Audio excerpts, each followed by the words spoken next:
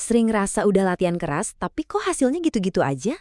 Nah, di antara lautan informasi fitness yang kadang simpang siur, hari ini kita bakal bedah sainsnya. Kita akan bongkar cetok biru pertumbuhan otot yang bener-bener didukung data, bukan sekedar mitos. Yuk, kita mulai. Jadi, pas kita lagi angkat beban, sebenarnya apa sih yang terjadi di dalam otot kita? Ini bukan sulap, tapi sebuah siklus biologis yang keren banget. Prosesnya itu jauh lebih dalam dari sekedar, ya angkat beban terus jadi besar.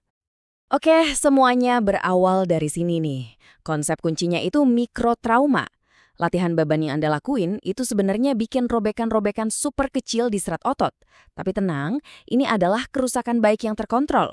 Justru kerusakan inilah yang jadi sinyal buat tubuh kita buat memulai proses perbaikan dan akhirnya membangun kembali otot jadi lebih kuat dari sebelumnya.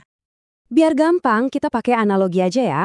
Bayangin otot Anda itu sebuah rumah. Nah, latihan beban itu adalah tim penghancur yang ngebongkar dinding-dinding lama. Ini langkah pertama yang penting banget sebelum kita bisa bangun lagi sesuatu yang jauh lebih kokoh. Setelah tim menghancur selesai kerja, kita pasti butuh material buat membangun lagi kan? Nah, disinilah peran protein masuk.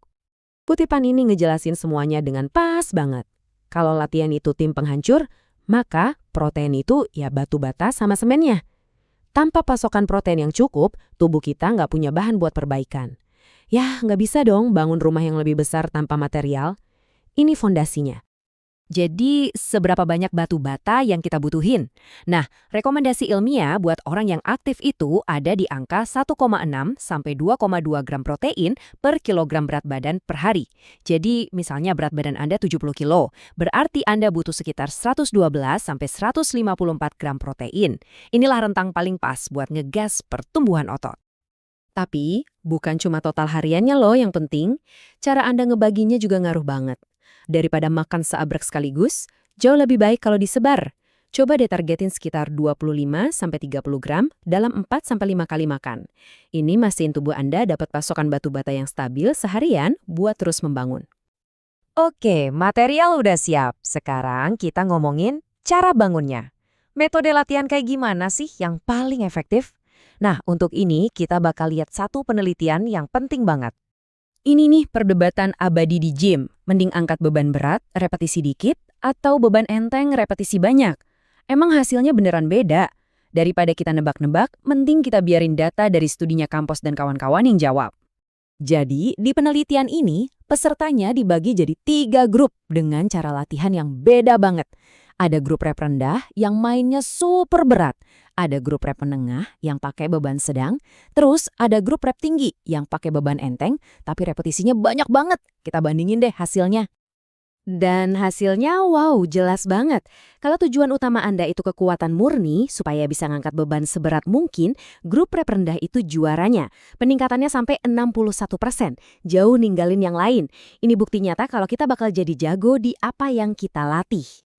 Nah, sekarang lihat deh, gimana ceritanya kebalik 180 derajat. Pas diuji untuk daya tahan, seberapa banyak repetisi yang bisa dilakuin, grup rep tinggi peningkatannya gila-gilaan, sampai 94%. Dan yang lebih kaget lagi, grup rep rendah performanya justru menurun di tes ini. Ini nunjukin betapa spesifiknya adaptasi tubuh kita. Nah, ini dia pertanyaan puncaknya. Siapa yang ototnya jadi paling gede? Kalau soal hipertrofi atau pertumbuhan ukuran otot, datanya menarik banget nih. Ternyata, baik grup rep rendah maupun rep menengah, dua-duanya sama-sama nunjukin pertumbuhan otot yang signifikan. Tapi, grup rep tinggi, meskipun daya tahannya meroket, ternyata tidak mengalami pertumbuhan otot yang berarti. Jadi, setelah lihat semua data tadi, apa artinya buat program latihan Anda? Yuk kita terjemahin sains ini jadi sebuah panduan praktis yang gampang dipakai. Tabel ini bisa jadi contekan buat Anda. Tentukan dulu tujuan utamanya apa.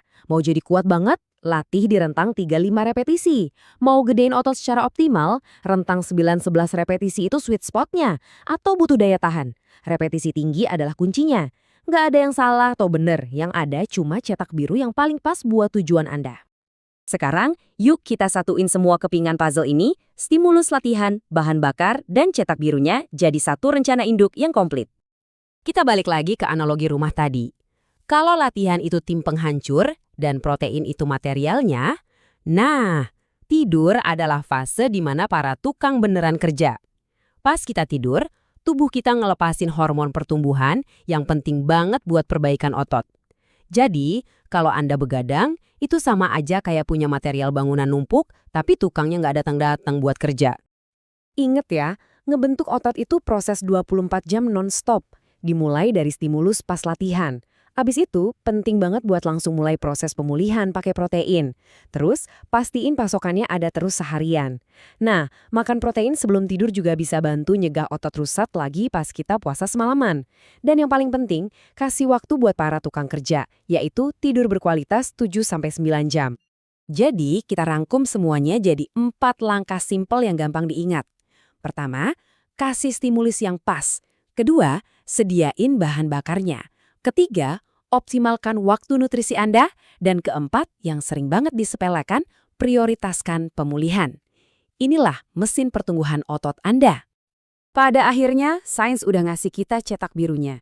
Kerangka kerja yang jelas banget tentang cara tubuh kita bekerja. Sekarang pertanyaannya kembali ke Anda. Dengan pengetahuan ini, mahakarya apa yang mau Anda bangun? Terima kasih sudah menyimak.